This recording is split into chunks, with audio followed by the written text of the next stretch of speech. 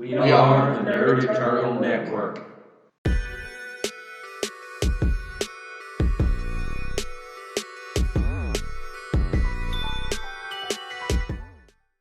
Hello and welcome to this week's Impulse with Anthony the Hitman Horton, Todd the Toddfather Holland, and joining us now as a regular host, Digital Jedi Kamil Abdullah, the All Smoke. What's up, y'all? What's How you good? doing? What's good? What's good? All right, we're gonna chop it up this week about what's going on in comics. We're gonna have a little bit of news, what everybody's been up to. It's good to have the Hitman back. I guess he took care of his assignment. I don't know if we Oh should be yeah. saying that on air, but somebody somebody probably got powered. I'm just saying. Oh yeah. No comment. No comment. But yeah, that was pretty raw. Whew. um, Mm. we gonna talk about what's been going on in pop culture here this week a little bit. I guess we'll start off with the end of Hickman's Powers of 10.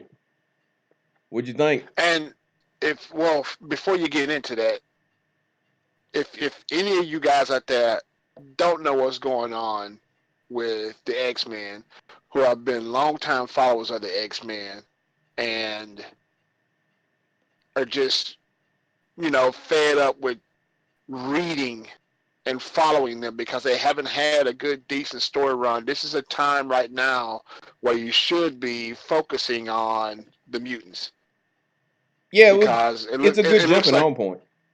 it looks like they've done some revamping, retooling, and getting back to what made the X-Men so great. I'm late getting to the show on that because you guys have filled me in on it because like I said I've been following the X-Men for quite some time, but it's one of those things where once they get stagnant you walk away from them, and then eventually when another story comes along that's worth reading you come back to them, and it's been like that for years. But for what you guys are telling me now with everything they got going on, there's it's a good jumping on point, and it's getting back to the grassroots. How would you? I mean, what makes this story so great, and what are they doing that's so? What are they doing that's so? I guess what's the term I'm looking for? Exciting to make you want to come back to read the X-Men. Well, if I may jump in, Yeah. the Yeah, X-Men to yeah. me have finally stopped. They stopped simping. They stopped saying, "Oh, we're gonna protect you guys, even though you guys kill us at every turn. You guys hate us. You guys throw us in jail. You guys depower us." They're not doing that anymore. Now they're saying, "You know what? We're here. Um, this is where we're gonna be at. These are our terms, and you're either gonna like it or you're not gonna like it. But there's nothing you can do about it." Wow. Like Magneto said, "We're your gods now." So they're basically saying, "Nah, we're not taking it anymore. Like we took it on the chin one too many times. One too many times.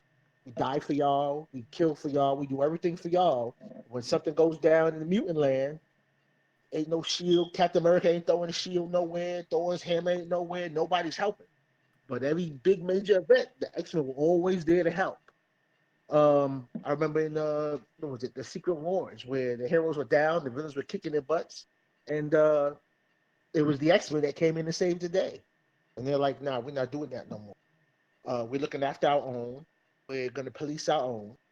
And if you guys don't like it, come test us and see what happens." And that's what I like Wow. about what's going on. Because I honestly, I think they should have been on that. They should have been doing. They're basically doing what Apocalypse always wanted.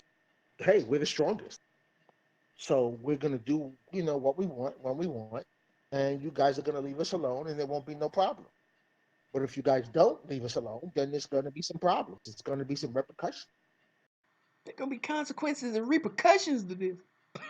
So they're actually letting them do this, and there's no tests, there's no resistance. They're just basically just letting them No, have no, free reign and do. there's plenty of Oh, resistance. There's plenty of oh yeah, resistance to it. yeah. There's Okay. plenty. They were building. Mother mold. Oh, yeah, the mother mode was on the other side of the sun. They were building that to build all these sentinels. The X Men went up there and took that out. Um, they died for it, for taking it out. But now the X Men have this new regeneration thing going on, where basically, if a mutant dies, um, they can basically reincarnate or regenerate that dead mutant. They can bring that mutant back to life. Wait, wait, wait, wait, There are wait, wait, five. wait, wait, wait, wait, wait, wait, whoa, whoa, whoa, whoa. So is this related to Gene in any way, shape, or form, or It's what? What is the? it's What is related this? to There. it's related to all of them. It's To Okay. all of them. you know how the X-Men have always had a revolving door when it came to dying. Mm-hmm. Well, basically, Hickman explained the revolving door. Yes. The revolving There's door is it's sinister cataloging DNA. Is Charles Xavier basically making up to date copies of every mutant on Krakoa's mind? It's the five, which is Gold Balls. What is it? Gold Balls, Proteus, Tempest, Hope, and and Elixir. okay, yes. And they basically combine their powers to create eggs with Sinister's with the DNA that Sinister's done to basically warp reality, grow these bodies, and then when they hatch, Charles Xavier puts the up to date mind back in the body. Which it offers all kinds of questions. Is this the same person or is this the copy of the person? They just remember everything that the person did when they died. You know, there is a question, at Wow. least for me, of the soul. Because if I go die on a mission, yeah, you make an exact copy of me, but it's not me. I died on a mission. You know, it's but it's for comic books physics, I give him mad points for like explaining that shit.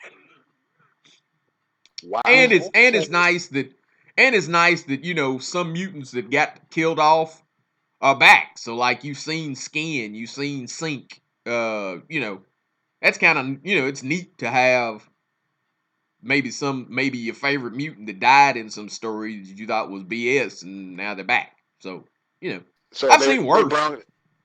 Wow. So almost every mutant now is back that we've Yeah, come across. they have a protocol where they're in the process of even bringing back everybody from Genosha. yeah, They're Wow. yeah they do have a do not revive list. yeah Destiny is number one on that list because they don't want any mutant precog around Krakoa. They don't want any mutant that can see the future around because then they're gonna know what Charles, Magneto, and Moira know. So and they're that's like, we that don't they want. always lose. Yes, that in all her lives, Moira was retconned to be this reincarnating mutant. But when she reincarnates after she dies, she keeps her memories from that previous life, that previous timeline. So, um, and everything that they've tried, that she's tried to, first she tried to cure mutants, which Destiny came along and with Pyro and Mystique, and they killed her, burned her alive slowly. Um, she's got with Magneto, Apocalypse. Her and Apocalypse were even an item. Yep. But I've seen somewhere we suggested that her and Apocalypse are still. It's supposed to be her and Charles together now, but I've seen some suggest that her and Apocalypse are still having some kind of a secret affair. That was just somebody throwing it out there. Um, Wow. but they've all every timeline that she's had, they've lost. Like they've died. They've always wound up in the end and lost. And she takes that memory and they try to do it again and do something better and do something else. Um, and it turns out that the big secret is, yeah, we do this, but we lose. We always lose. They don't want everybody else to know that because if you're running around um, under following these three people, or well, two, because everybody thinks Moira's dead because they faked her death. Yeah. So if you're running around following these people and they're saying this is what we're doing, and then you find out, hey, we're destined to lose, you might think, well, maybe I don't want to follow you if in the end all I'm going to do is die. So, but they're trying to keep that part a secret. Now, Charles and Magneto thinks that somewhere down the line, everybody has to be told. Moira doesn't want anybody to be, but Charles and Magneto are like, yeah, down the line, we're going to have to tell them. The same way Moira's like, no, we can't bring back Destiny. She needs to stay dead. But Mystique, who's on the council, wants Destiny back, and that's the only way she agreed to join. So Charles and Magneto have to try to hold her off, but eventually she's going to say, "I need Destiny back, or I'm going to blow some shit up." The fun thing about that story Wow. is you see multiple. You see they've already set up multiple ways that could go horribly wrong from Oh yeah, inside. If oh yeah, if Mystique doesn't get Destiny, that's gonna be a problem. Hell, if Sabretooth ever gets out, that's gonna be a yep. problem. No problem. Yep. Uh, Sinister being on that kind of council, period, is a problem because it's Sinister. It's Yeah. he is not a mutant. He is a mad geneticist, and you can see why he would be there because it's like, ooh, I get to play with genes, sweet. But I could also see the humans making him a better deal because he wants to play with genes. Yeah. And in So and in the Powers of 10 timeline, that's what got Krakoa messed up was Sinister betrayed him. Yeah. so Possibly. where's the Hellfire Club in all this? They're part of the council. Part of the council. Emma Frost and Sebastian Shaw are both part of the. There's a 12-seat council kind of running Krakoa, and they are part of that. In fact, it's done based off of seasons, Mhm. and one whole season is Hellfire Club. It's Emma, Sebastian, and a Red King to be named. So, Now, and the thing is, they basically do the drugs.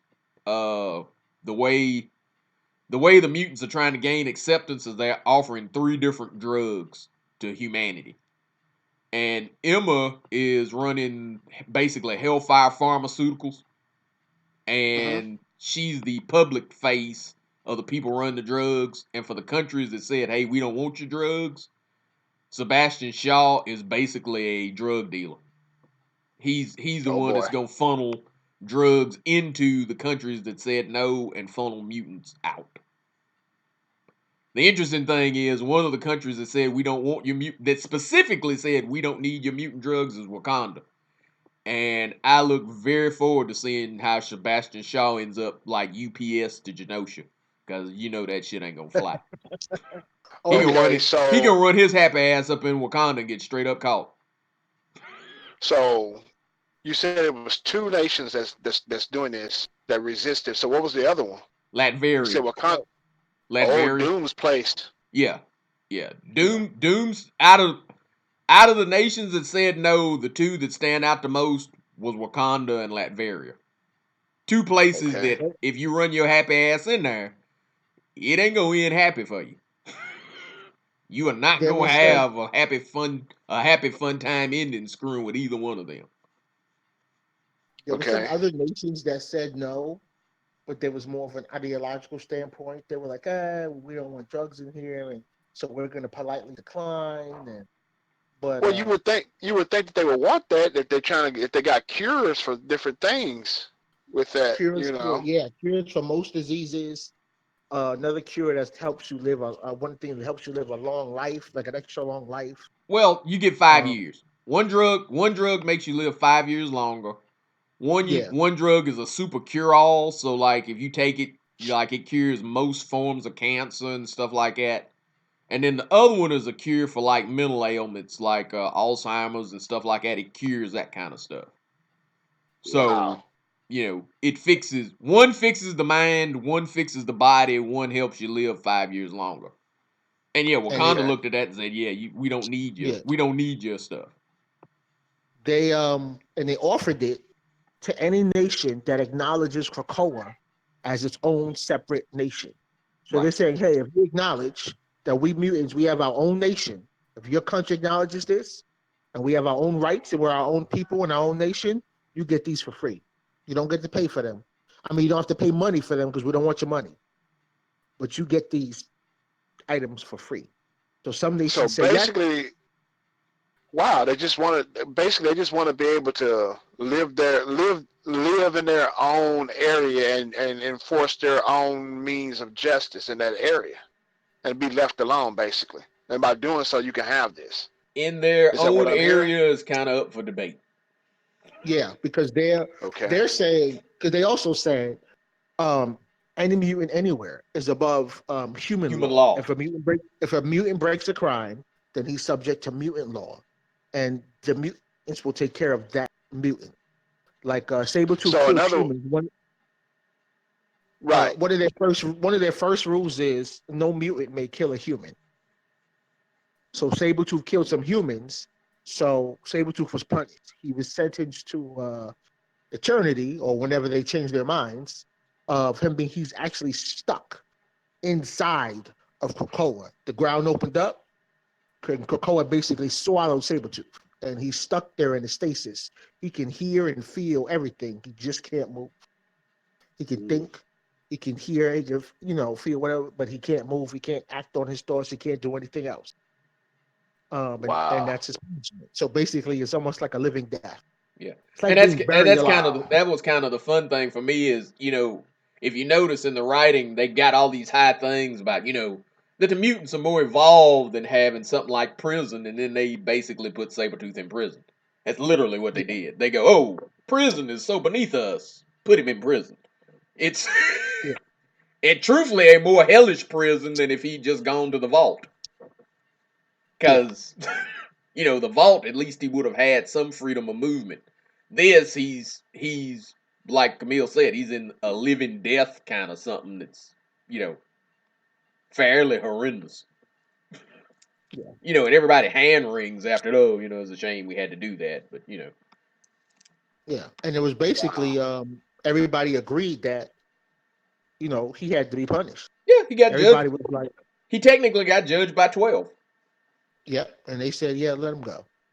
Now, interesting rumor I heard is that, as a pertains to the Hellfire Club, is that the Red King is actually going to be a queen, and it's supposed to be Kitty Pryde.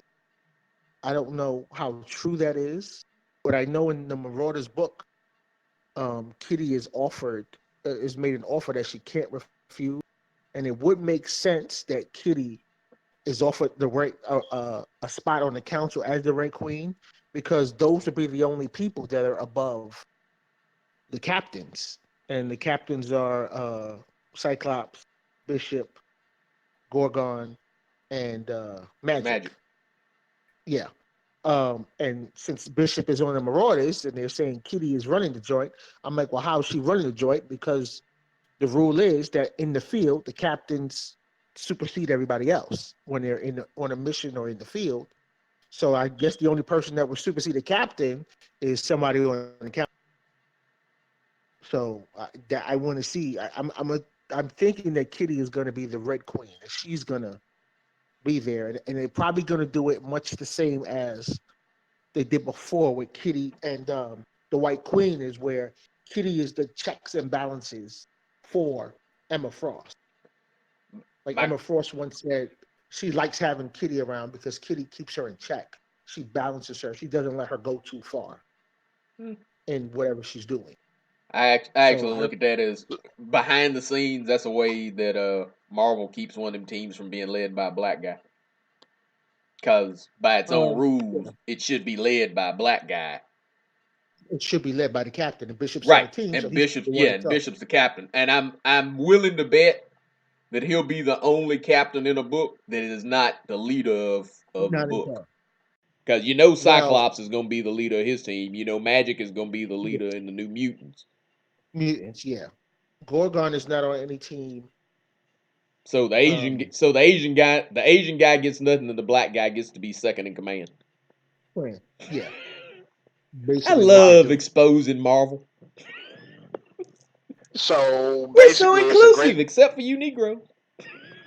So basically, it's a great time to be a fan of the mutants if you were and you walked away from the situation due to the fact of it being stagnant and them not doing anything, to now them giving you some It depends. up to. It depends on what you into, because that last run of Uncanny X-Men, I like the dark gritty stuff, and it was dark and gritty. You know, they didn't play the sacred cow thing. They didn't care who they killed in an issue.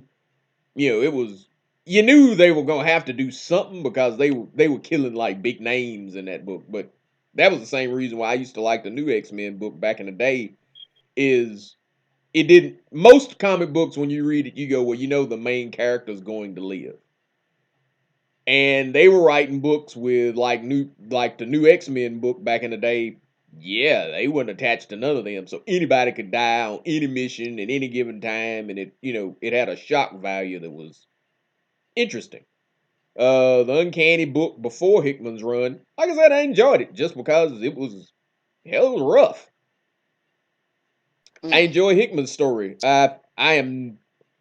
It's hard for me to go because anytime I critique Hickman's run, people think that I don't like it, and that's the thing. Is I like the story just fine. I have my problems with it. It's not. It doesn't feel superhero to me. I understand the thing of basically, hey, I'm done taking crap. But Powers of 10 number 6 really, to me, basically made it settled the thing of the X-Men basically having the exact same motivation as what evil, quote unquote, evil humans had earlier. And let me explain why I say that. The reason why humans hated and hated mutants was because they were afraid of them. They looked at mutants as the people that were going to come along and supplant them. To say nothing of the fact that mutants, when they would erupt, it was usually in a stressful situation, and if they didn't have control, they tended to hurt people when they would manifest, and they just would. Cyclops, when he manifests his powers, basically destroys everything in his field of vision as long as he got his eyes open. Well, if you happen to be standing in front of him at the time, your day just really sucked. If somebody you cared about happened to be standing in front of him when his powers erupted, your life really sucks. So it was not completely without reason, but that was their fear. Their fear was the next evolution of mankind has come here to do to us what Homo sapiens sapiens did to the Neanderthal. So you always have to look at that's where that hatred comes from. They hated them because they hated them because they were scared of them. Now, you take that a little bit further when you go to Powers of X number 10, you find out, I mean Powers of 10 number 6, you find out that in X-Men Year 1000, the blue-skinned techno folks that were running things that you wasn't real sure what they were, Hickman brilliantly led you to believe that the problem between the human mutant war was going to be AI, because the beings that you saw in that X-Men Year 1000 are mechanical, are in part mechanical. So we're like, oh, the AIs, you know, humans and mutants are fighting each other when everybody needs to worry about the AI because they've got what's left of biological humanity, as far as you knew, in a zoo. Because they show a preserve there, a zoo, with people in it. So he kind of led you along that path, but when you get to number 6, you find out that the blue beings that you've been seeing, that's humanity. They have become post-human. And what they've done is they realize that, yeah, mutation is a normal part of life, but mutants are random. Wolverine's got a healing factor. Cyclops shoots beams from his eyes. Jean Grey's a telepath. And it was because environmental mutation is random. Well, what humanity did was we will mutate ourselves. They got into genetic manipulation and they designed the powers that they wanted. They took nature out of it and they took the random nature of mutation out of the equation. So you could fix what you want to be. Hey, I want to be able to fly. I want to be able to shoot beams from my hands. I want to be super strong. I want to be invulnerable. Give me that package. So they took the randomness of evolution out of the equation, and they they bonded themselves with machines. So they became post-human. They basically out-mutated the mutants. And then they put what was left of mutant kind in a zoo. Because in this final issue, you find out that Moira's in that zoo, Wolverine is in that zoo, and humans are about to bond with the phalanx, give up individuality, and move to the nearest black hole and become part of basically this techno godhead that's beyond space and time. And that issue is basically the librarian slash kind of zookeeper coming and talking to them, going, well, we're getting ready. Tomorrow's the end of the world. The post-humans are bonding with the phalanx. We're going to the nearest black hole, giving up individuality and becoming part of the Godhead. But we're going to send you two off planet because we don't want you to die, because if you die, we know you reincarnate and you'll be back in time knowing everything that we know, but we won't know anything about you. And Wow. It was the zookeeper basically having this thing going, but there's a part of me that doesn't necessarily want to give up my individuality. So the question is, do I send you off world and become part of the Godhead outside of space and time where you can't do anything to stop that? Or do I let you die here knowing that you're going to reincarnate back in time and you may erase this whole timeline? And that's what the argument is about. Wolverine manages to kill the zookeeper, then kills Mara to go back in time, to warn everybody. But in doing that, what that does is it gives mutants the exact same worry that humans had in the beginning. The human feared the mutant. The mutant now has to fear the post-human. Where they had been worried about the creation of the Mother Mold and Nimrod and the AI, they realized the zookeeper basically tells them, yeah, you were worried about the AI. They were just delaying tactics. We created the Sentinels, and it gave us years to work on what we were really working on. We created the Nimrods, and the Nimrods gave us decades to work on what we were really working on.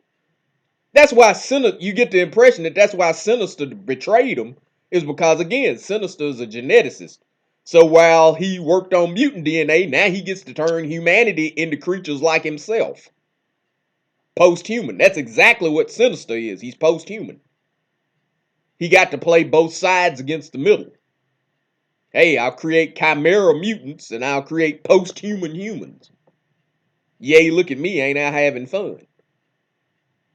And that's kind of, like I said, I like the story.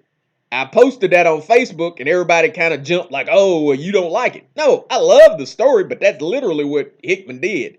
Hickman is showing you that, yeah, there's no win there. Because mutants are becoming what they said they didn't want to be and still playing the victim. You can't go to people and go, well, I'm your new god, and expect them not to fight you. You can't go, hey, do you want these drugs? And when the countries go, no, we don't want your drugs here. Well, we're going to black market my drugs into your country anyway, and then play the victim.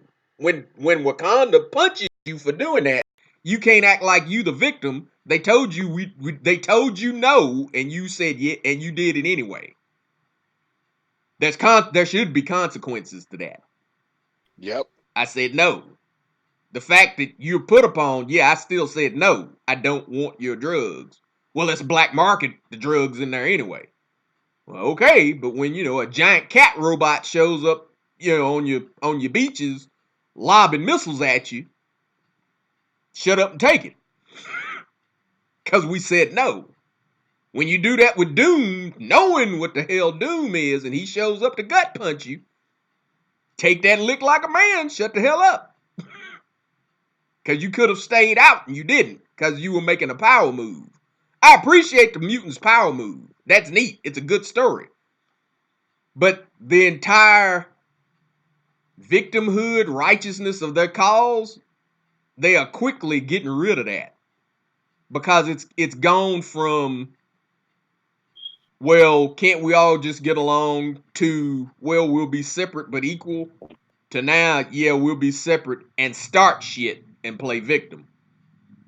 It's a very, there are countries in the real world that play that kind of crap. Oh, we're the perennial victim, but you the ones always starting shit. And that kind of talk, nah, nobody, you've lost the moral high ground basically when you telegraph, yeah, well, we're gonna be your new gods. Well, you just took somebody like me from going, yeah, Sentinels are wrong, to, maybe Sentinels ain't the worst idea in the world. Cause I ain't worshiping Magneto.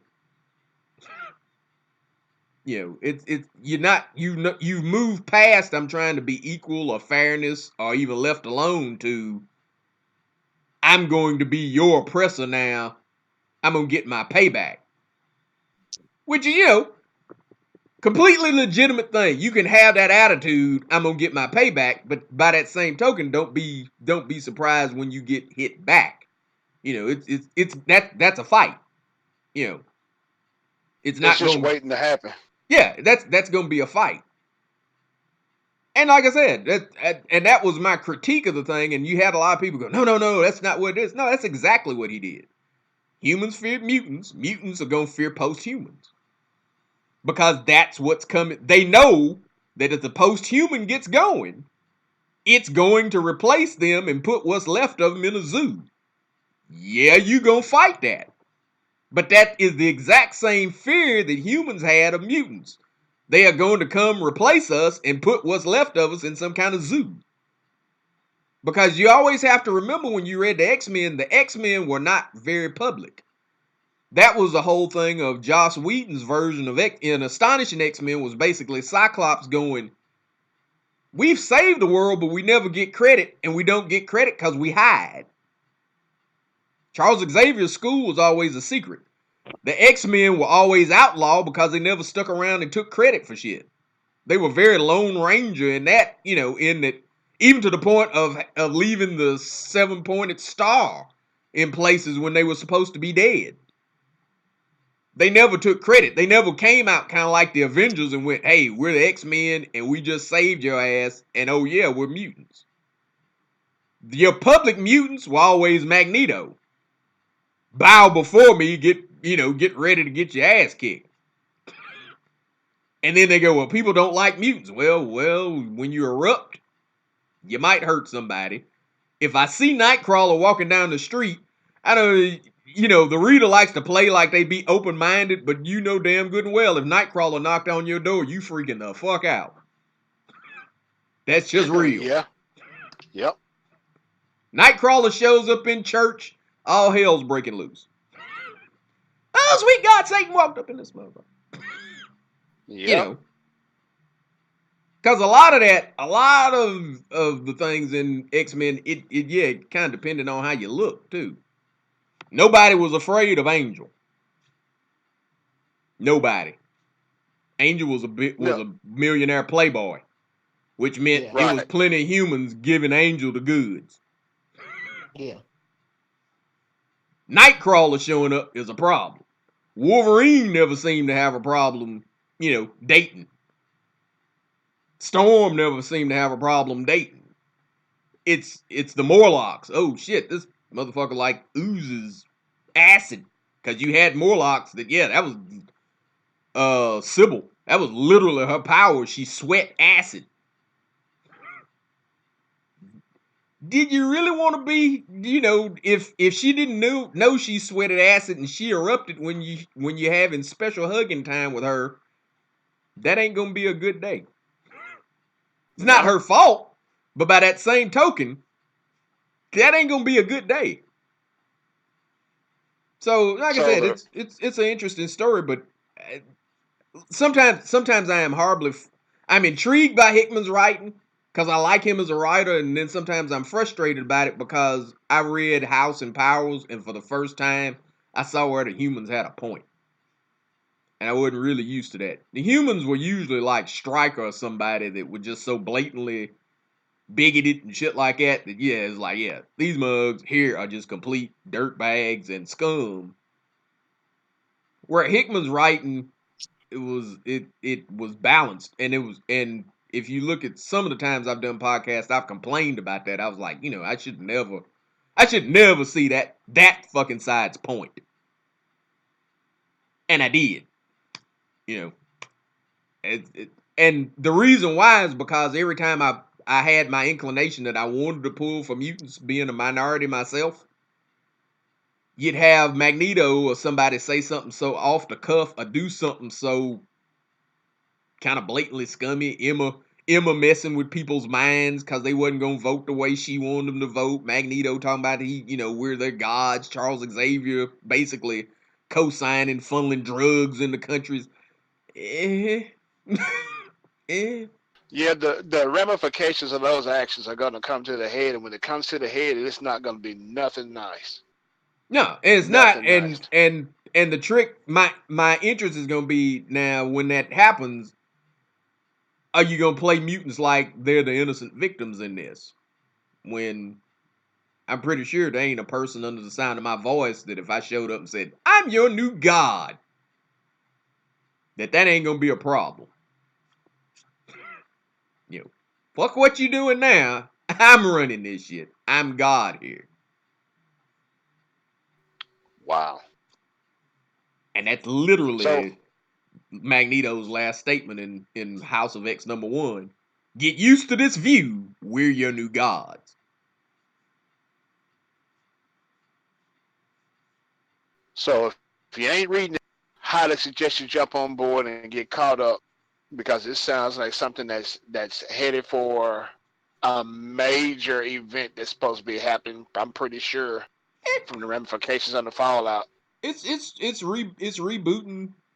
It's truthfully rebooting Marvel's universe on the sly because It's it gets rid of every X-Men thing going all the way back to Grant Morrison's X-Men run. None of the Back when rest they of were that stuff all happened. So that back A when they Marvel were versus X-Men X, all run. yeah. A versus X and all that kind of stuff. Namor flooding Wakanda, all that kind of none of that stuff happened. so No, it got rid of all that the X-Men that looked and was trying to get that feel for the movie scene back when. Well, that's They what it got rid of goes. That's what it goes back to. It goes back to that run, like I said, Morrison's run, where he had all of them in the black leather, the yeah, black and yeah. yellow leather. Yeah, it goes all the way back to that. So astonishing never happened. A versus X never happened. I'm assuming that hell it would be the whole Bendis run where you had the X-Men from the past come. None of that happened. X-Men versus Inhumans. None of that happened. well, that was Bendis. Um, I'm on the other side from where Todd is at. I was the guy who dropped the X-Men books. I dropped it after Morrison's run. Well, I didn't even stay for Morrison's run. It was trash to me. Yeah, it I was dropped trash. the book. It was complete I trash. came, yeah, I came back after to see what Bendis was going to do. I wasn't really feeling his run either. More trash. Um, yeah, his run was more trash.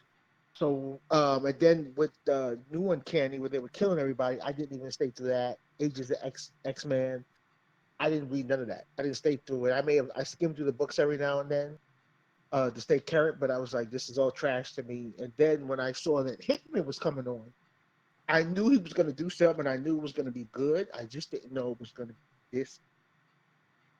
So I knew he was going to do some off the wall, really, something really different from the other writers, and it was going to have a huge scientific, a science fiction bent to it because that's what he did with his Fantastic Four, and that's even what he did with his Avenger. Yeah. Hickman And writes epic runs. yes, and I'll forever give him credit because Hickman is the man who revitalized Black Panther Yep. after Marvel tried to shove him down the toilet and put him in his place Yep. after Hudson's beautiful run. Yep. So I personally, I think this is the way the X-Men should have always been. Um, I love the run. Like I'm like Apocalypse when he first steps foot on Krakoa again, and he's like, and they're like, we need you to say the words that you're with us, and he's like, why would I be against you? This is how I've always wanted you to be. Like you're my children. I've always wanted you to step up and do just this, and you're doing it. He's like, so he basically kisses the ring, and it's like, yeah, I'm down. Like let's go. This is what we need to be doing. This is what you should have always done. So that's how Apocalypse sides with them. There's also Apocalypse has a relationship with Krakoa, Yep. and that's probably also what brings him aboard, because when Krakoa was first around, it was Krakoa and was this before the split? Because it was Krakoa and Arkoa, um, the two living Yeah, the two islands. yeah, and Apocalypse saved Krakoa because it was going to be destroyed by an invading force, and Apocalypse is the one who beat back with his horsemen, beat back that invading force, and they actually left the horsemen, I believe, on Arkoa, um, to keep the portal closed so that invading force never comes back through. So he has a very personal relationship with Krakoa. You see, when he first comes through the portal, all the doves fly around Apocalypse. Mm-hmm. He has a John Woo moment. Yeah, exactly. Yeah, it All was the John doves Woo. fly all around him. Yes, Yep. yes, that's exactly it. And then when they're having that celebration, you see Apocalypse is just sitting by himself, with all the flowers and plants and stuff from Krakoa surrounding him. He's not dancing or jumping around with everybody else and doing that. He's basically chilling with Krakoa. So that was another big thing that I really liked on board because Apocalypse has always been one of my favorite X characters. You But and he me both. hadn't really gotten his respect for a long. So now that he's got it, um, I'm definitely on. I definitely want to see what Hickman is going to do long term, and what the other writers coming on board are going to do long term. We already see some of their books. We know the lineup. I actually just found out. I thought the main book, which is X-Men, was just going to be like a Summers family reunion book where it's just Cyclops and people related to the Summers family plus Wolverine. But it's actually going to be, Supposed to uh, rotate, isn't it? yeah, rotate any mutant who's been an X-Man will be on in that lineup somehow, some way. They'll have them there, as the missions dictate. So that makes me kind of interested in seeing that book. I'm not a fan of the art. I think they have Leno Yu on the art. I'm not really a fan of his art, but I think Hickman's writing it, so I'm gonna, of course, tune into that. I want to see what's gonna happen with Marauders because Bishop is there, and Hickman said that's one of the main books to watch is the Marauders. There's a lot goes down there, and then I want to see the Excalibur book because that's the one Apocalypse is on that. Yeah. And that's supposedly basically the multiversal X-Men team because they're going to be dealing with other world and other dimensions and stuff like that. So I really want to see what's going on. I'm the only one of the books that I saw that I wasn't really all that interested in was Fallen Angel. I agree. That book just didn't catch me. I Kid Cable just is still Kid Cable not. to me is lame as hell. Yeah, he he's just just he just regular is. Cable. Yeah, I think they tried to shoehorn him in on readers. Like, hey, we got a new younger hip Cable, and it's kind of nah. They should have just left Yeah. him regular. Yeah, if you're gonna do that, then they shouldn't have made Nate Gray a bad guy. Cause Yeah. I would have rather read X-Man than Kid Cable. Yeah, Exactly. They could have just made that X-Men. and that's supposed to be the book of the mutants that don't fit. Yeah. Kid Cable, X-23. I assume Honey Badger or somebody be running around in that one. Yeah, Well, they said they're gonna add it's Kid Cable, X-23, Quanon is there, some mutant Bling Bling. that they have. Yeah. It's somebody else. One of the other mutants is supposed to be there. That is the book I am least into. Unless something spectacular happens there, I'll probably read the first issue, but then that's probably it. Yeah, that's one of them that I likely won't read it without a crossover. Yeah. The New Mutants book I'm interested in because they're going to be in space. They're going to be looking for mutants or X-Men have gone to space, so they're going to be dealing with. And Sync's gonna be in that one. Yes, Sync's going to be there. They're going to be looking for Cannonball because he's with the CR because he's with Smasher that was in the Avengers, and they have a child together, and she's on the Imperial. I did see a cover, and I actually posted it in the group. A cover of there was a cover of Sunspot, who was supposed to be dead, so I guess they brought him back too, and he's sitting on the throne, the Shi'ar throne, and everybody's kneeling, bowing before him. Yeah. So I want to see what that's going to be. That's probably going to be from the New Mutant. See, I'm ill enough that when I saw that cover, I was like, and that's the reason why T'Challa kept them drugs out of Wakanda. They have. I'm sorry. I don't care where they come from. It has a very potentially colonizer, conqueror feel to it. Which, I mean, coming from where they come from, that makes sense. They basically go and we've been abused, so the only way we can protect ourselves is to take over.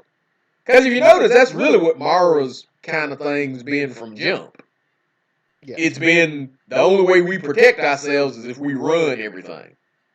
But by that same token, yeah, there's groups there that I ain't, and you ain't gonna put somebody on Wakanda's throne and it's gonna fly. Storm's about the only one that can pull that off, and you don't really get the impression that if she got too Brody, they wouldn't take her off her. Because they would pre Coates run, the Wakandans loved Storm because she was a fighter. But by that same token, you did have some Wakandans going, what, he can't find a Wakandan woman to marry? What the hell? Because you always have to remember they're isolationists. Yes. Yeah. That's a good reason. Yeah. That's kind of my thing with Apocalypse. It is cool to see Apocalypse hanging with everybody. But on some terms, you have to let go of everything you've seen of Apocalypse up to this point. Because Apocalypse wasn't necessarily pro-mutant, he was pro-apocalypse. The trick was he's the ultimate Darwinian. He's survival of the fittest and about proving who's the strong.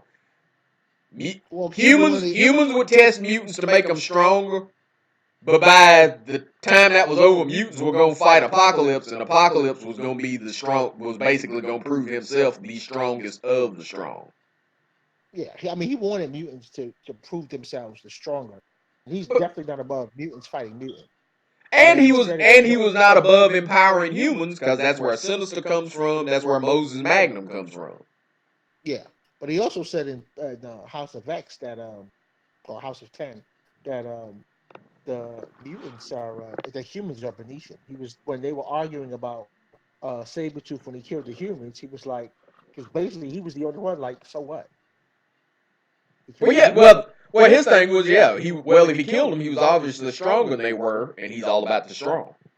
Yeah. So he's like, okay, they died. I'm not, but he was like, I'm not going to argue the point with you, what you want to do. He said, because humans don't mean. So he was like, you want to kill him? Go ahead. Whatever you're going to do. I'm not going to object. Well, that's a trick as hell. Truthfully, the only friend Sabretooth could have potentially had out of the 12 was Sinister. Yeah. Because nobody likes Sabretooth. That Joker. Sabretooth don't have friends. No. The one friend he might have had for a little while was Mystique. Yeah. But because they were on they did that X-Force, that Weapon X run together. And, that's his ex. Because Graydon Creed is their kid. Yeah. But he, I would say Sabretooth was hard-headed. He don't listen. Well, Like Nito said, Sabretooth is a monster. Yeah. He's he bounces back and forth between homicidal maniac and paid assassin. It's sometimes they make it where he can't help murder. Because for a while they had him addicted to the glow, which is what he felt every time he killed something. So he bounces back and forth between being kind of evil and horribly evil. yeah, Except for when So unstable. except for when he was inverted. So Inverted. unstable. Inverted Sabretooth was about halfway decent. He was even halfway decent for a little bit, because it wore off kind of slowly. and he was funny. Yeah, the creepy things they had him and him as a couple. And one of those X books, yeah, him and M were a thing, because M had gotten infected by her brother Marius and had become an implant. And Sabretooth knew it and was like letting her feed off of him to take the edge off and stuff like that. And hell, when Storm took the mansion into limbo, yeah, and they were hunting, they ended up taking a big group of the Inhumans there during the X-Men versus Inhumans thing, and hell, you had M and Sabretooth like hunting them. And it was all kinds of, yeah. Wow. Yeah, It's just them books got crazy as hell there for a minute. It's sensory overload for somebody who hasn't been a part of the X-Men storyline in quite some time, and jumping on board. It's a lot to take in. Well, that's the trick, and that's the reason why Hickman's run is a great jumping on point, is because that's literally what it is. It's jumping on point. If you haven't read an X-Men book in 10 years, you read Hickman's book, and it's all brand new to you, and it's the greatest thing since sliced bread. Okay. It's harder if you read all of it and trying to figure out, okay, what happened? Did this happen? Is this gone? Is this fitting in here? What did happen? Okay. With that being said, um, what's the next move Marvel's got right now that's big that people are jonesing for? Because if they're setting this up for the mutants are really with the rights returning back to the cinematic universe, they had to do something to get people back in the following the X-Men. So the only foreseeable thing that I can see right now that Marvel needs to do, and it looks like they're getting ready to start doing that, and that's to fix Thor. What's up with this that's going on? There's a new Thor book coming. Yeah, Thor. Okay. For a while, Thor with the whole Thor doubted himself. He was unworthy. He couldn't lift Mjolnir. And then Mjolnir got destroyed. Jane was Thor running around for a while. The Mjolnir supposedly got destroyed in the sun, um, which was kind of not following continuity because Mjolnir, Thor had been to the sun about 1,000,000 times with Mjolnir before then, and Yep. nothing ever happened to it. But they had it destroyed. And then he, basically he created his own Mjolnir. So Thor's back now. Um, he's doing this little King Thor miniseries first, where Thor is fighting Loki. I'm not sure. I think that may take place a little bit in the future. Um, and then Thor's coming back with his run.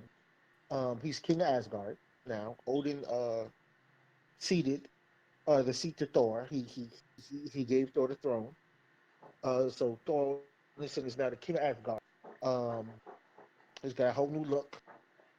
I think it's going to go into more of Thor as besides King of Asgard, he's going to be more of maybe I think the book is going to be more cosmic. If you look at his uniform is more cosmic, so it may be a more cosmic run for Thor than the Earthbound run. But somebody as powerful as Thor, you can probably get some good story. Jason Aaron had some, he started off Thor's run being cosmic. Um, so Marvel's putting Thor back on the right track, as opposed to him being unworthy Thor. Which even as unworthy Thor, he does have pretty a few pretty good feats, some good showings. But I much like him better as worthy Thor. I think the way they made him unworthy was a little hokey.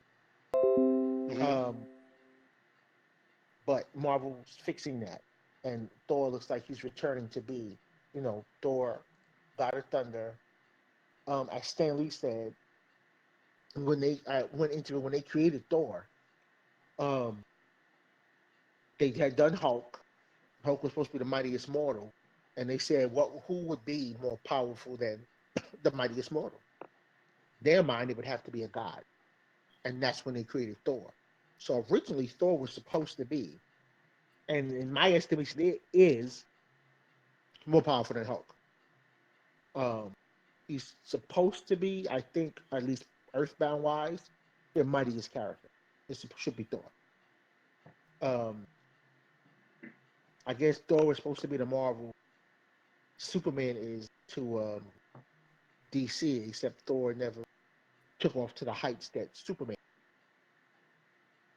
So Okay. I think they're pushing him in the right direction. They got the right run going with him. I think the writer that they have on the book, Don Cates, Don Cates does some amazing stories. He did Thanos Wins. I don't know if you guys have read that. Yeah, Where Thanos Wins was real good. Yeah, he basically killed everybody. Yep. Including yourself. Yeah. Yeah. They wanted to be with death again, I'm assuming. No, that's why he did that, is because the old man Thanos was all tied up with death again, and the younger version was like, yeah, I'm done with that, and I ain't gonna grow up to be a doddering old, simp like you, still pining after death. Yeah, I am not gonna be you. So he actually he beats down old man Thanos, King Thanos. The present day Thanos goes back in time, goes back to the present, and he allows Gamora to kill him. Yep. Just so he wouldn't have to be the old man. Yep. He allows Gamora to kill him. Wow. He said, you know what? This is the only way I could do it. I'm gonna cut, and he knows it. He's like, I'm gonna be back. Let her kill me now. Yep. Just so he could break that timeline. Yep. I am not gonna be you. I'm glad to see Thor back, just because that first picture of him, he's whole again. Aaron let Thor get chopped up. He's running around with a destroyer arm that don't quite fit, and one-eyed, and Mjolnir's don't have a handle for him to fly with, and I was like, yeah. Aaron was one I was glad to see him go. For me, he did the typical, I can't make a strong female character while every guy around him being some misogynist, weak sociopath. He made Odin has always kind of been a douche. Odin under him was completely unlikable, and for some reason depowered, because Odin hadn't slept. He hadn't done, Odin. He hadn't done the Odin sleep. Was that and the reason? Hadn't done the Odin sleep in decades, more than decades. He hadn't slept. Oh well, and they hinted that it had been close to a century that he hadn't gone into the Odin sleep. And Aaron's right, because hell, for it, they ain't had that kind of time passed in Thor. Shit, I know he not really, but they were kind of saying it was close. It was like a long time, maybe 50 years or whatever. He didn't, and he's supposed to go in periodically. Yeah, take his nap. He comes out rejuvenated, but he wasn't doing it. He was like, Asgard's in turmoil. I can't go into the Odin. Okay, I got to stay. Because that was kind of my thing. I wondered why his hammers was so lackluster, because I mean my thing with that was, you knew Odin could create new hammers that were the equal of Mjolnir, because that's what the hell Stormbreaker is. Stormbreaker is every bit the equal of Mjolnir. But for some reason, every replacement he made for Thor, it would melt or break, I'm sitting there like, huh? That was because there was no more Euro. The Euro metal that he made the hammer, Thor's hammer from, and Mjolnir and Stormbreaker from, there was almost no more. So he was using a little bit of Euro and then throwing in whatever other metals they could find to throw in there, and that's why it would break. Okay. All that makes sense now. Yeah, the because heroes. I was reading like, what the hell? Why in the hell aren't his hammers working? Yeah, they was they just didn't have the whatchamacallit. He just didn't have the euro to do it. So he said, well, we got to do it somehow. So we'll just make. That's why he said we'll just make a bunch of hammers because he knew they were going to break. Okay. So he was like, just make a bunch of hammer and keep making hammer.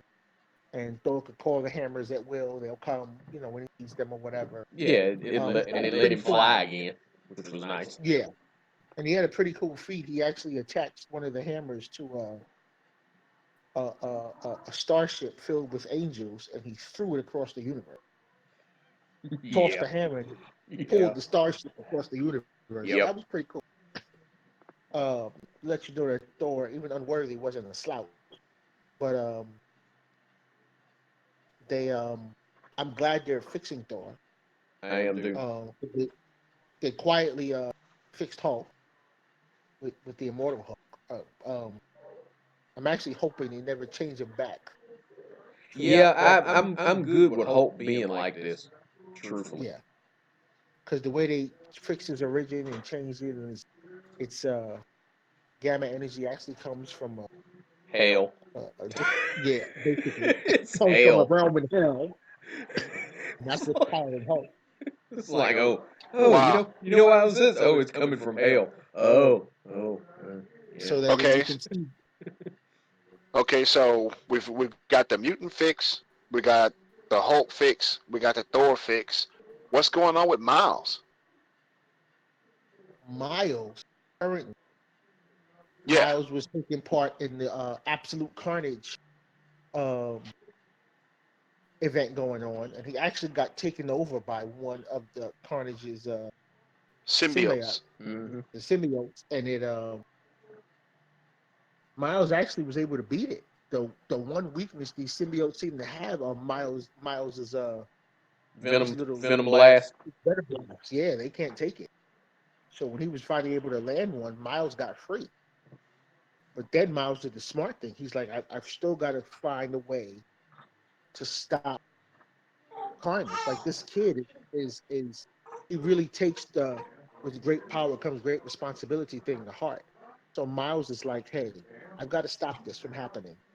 I've got to stop Carnage. So he actually allows himself to get rebonded with the symbiote, but now he's in charge of it instead of it being in charge of him. And now he's going after Carnage because he's like, I've got my Venom Blast, and this will probably take Carnage out the fight. So I got to save everybody. So this is what I'm going to do. I'm a huge fan of Miles. I was since day one. Probably the only writing I've ever actually liked of Bendis's, except when Bendis had Miles not want to be black, even though he's black. Um, so that And that was probably the only time. Go ahead. so That was probably the only time I. Mhm. so he's got his own symbiote now, and he's going after Carnage. Yeah, his own symbiote. He's Okay. running after Carnage. So his book is actually they actually paused his book. Um, and then it's Miles taking part in the Carnage event, and it's like his own little 4 issue miniseries where Okay. he's taking part in that, and then they're gonna restart um his book. Okay. So it's actually I just read it over the past couple of days. It's pretty good. It's a pretty good read. His father reunited with his brother, the Prowler, and actually throws on the Prowler uniform from the movie. Um, so it's actually I like it. It's pretty good. It's a good read. I recommend everybody if you're not reading what I think is the best Spider-Man book out, you should read it. Okay. Definitely. With that being said, check out the run on the Powers of 10 with the Mutants, the Immortal Hulk, and the things to come with the new Mighty Thor and Miles. So yeah, with all this is going on, if you're somewhat lacking in being entertained in the comic book side of things right now, because we all know right now they need a miracle. I mean, A lot of these guys had taken over these books and have milked them for what they were and stripped them of the sure entertainment that the books used to bring, and made them something truly that we really didn't want to begin with. But I understand why these guys are taking these iconic characters. They're trying to make them their own. You can't reinvent the wheel. You can only add to the road in which the wheel keeps continuing to roll. That's what they can. That's the concept that they just keep forgetting. They keep trying to reinvent the wheel instead of just adding more terrain for the wheel to continue to roll and develop.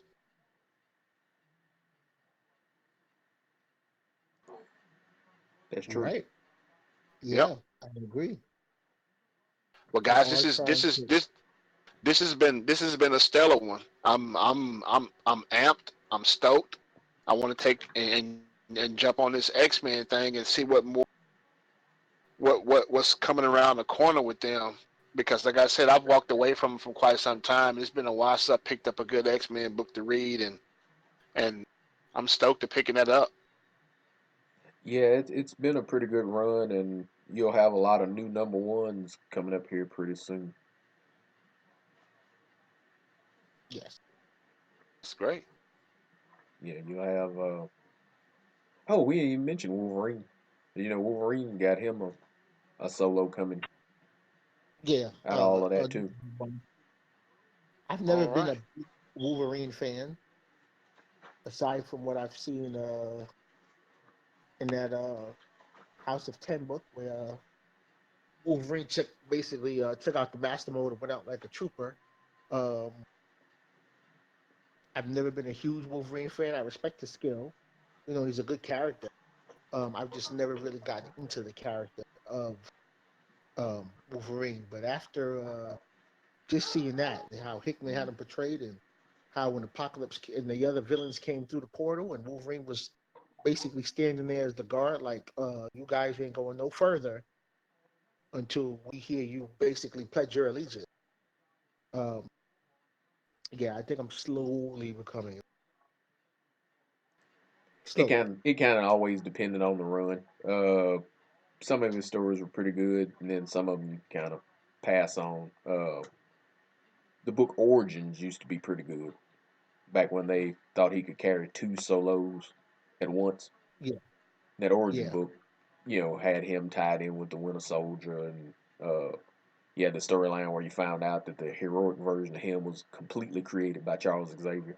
That one was pretty good. It was they basically gave him a very ultimate kind of origin. But when he got all of his memories back after House of X, yeah, you found out that the heroic version of him, yeah, was completely created by Charles Xavier.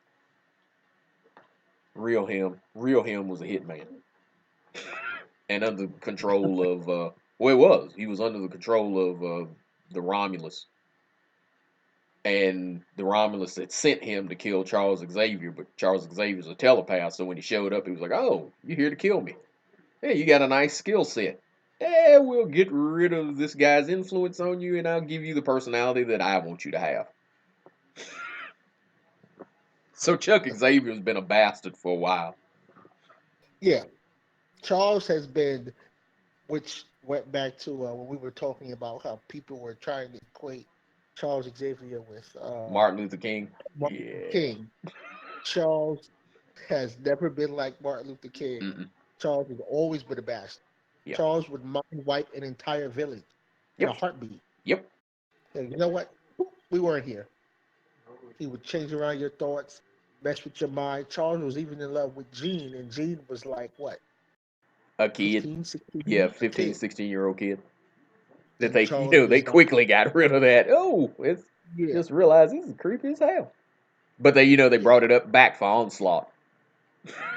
He was because Onslaught showed Gene that hey, this is what he was thinking. Do you look at him the yeah, same way?